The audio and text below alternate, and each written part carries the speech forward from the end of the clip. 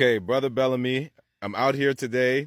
This is my brother. He's teaching many people in out of the city's ministries how to come out here into the country and how to sustain and how to thrive, preparing for these last days that we're in. We know that the systems that we've grown dependent on are not reliable. I think everyone can see that with COVID.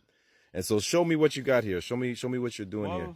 Right now, all you're seeing is it looks like a pile of grass, but it actually is soil that I got from the city. You know, I orchestrated. They cleaned the road, and I got free soil. So it has some stones in it, which is good for. So say that again. So they built the city came out and built a road, and they had soil. They cleaned the road. Yes. But what they was doing is they were had to cost them a lot of money to dump it far. That's right. So I asked them, and they gave me 15 loads.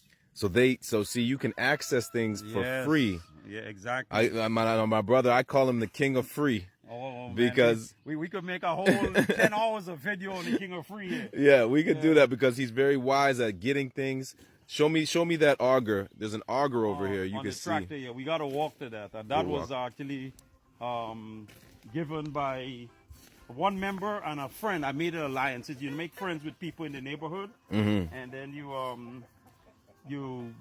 what do you call it? They give you things like okay, they said it was broken. Oh my goodness, my sheep inside, the goat inside, they're trying to eat my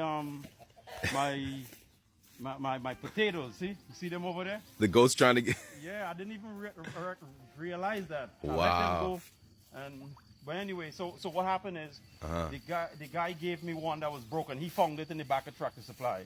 And Okay. then I got one from another guy, from a neighbor, and I just put it together.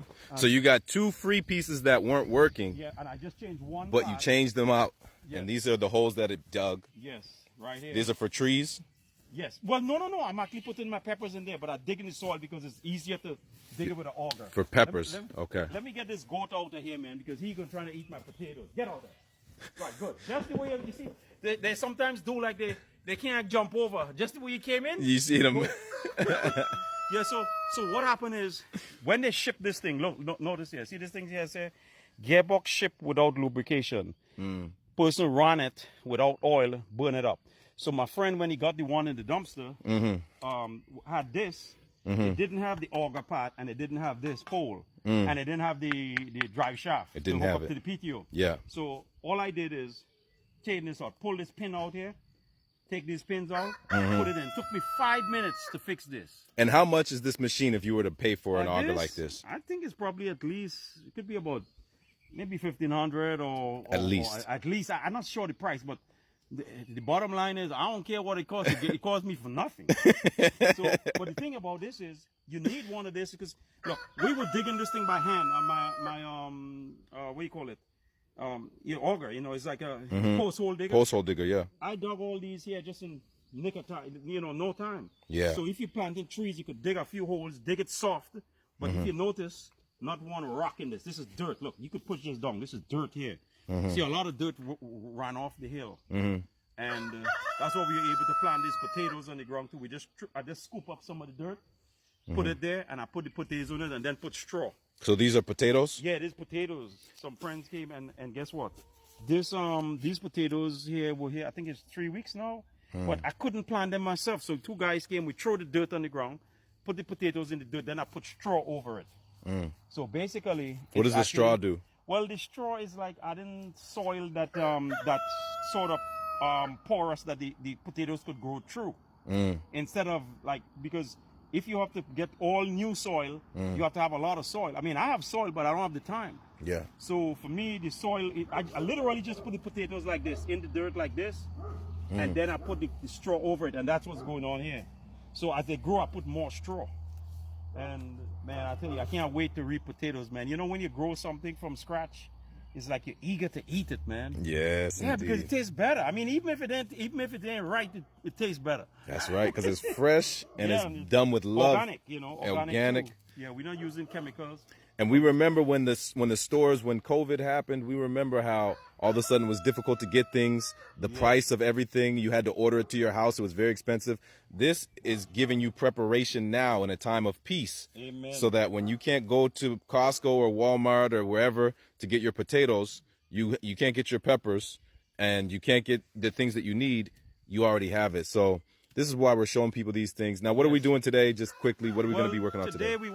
I'm actually going to plant some peppers in here, but the greenhouse, if we go back over there, the neighbor came, I have some soil in there that I actually got free too from a sawmill. They had the bark, all the bark that, bark is more nutritious than actual wood pulp. The bark, yeah. Yeah, the bark has all the nutrition in it. So they got what do they call it? The sawmill guy, he told me he had loads of it. So he brought it.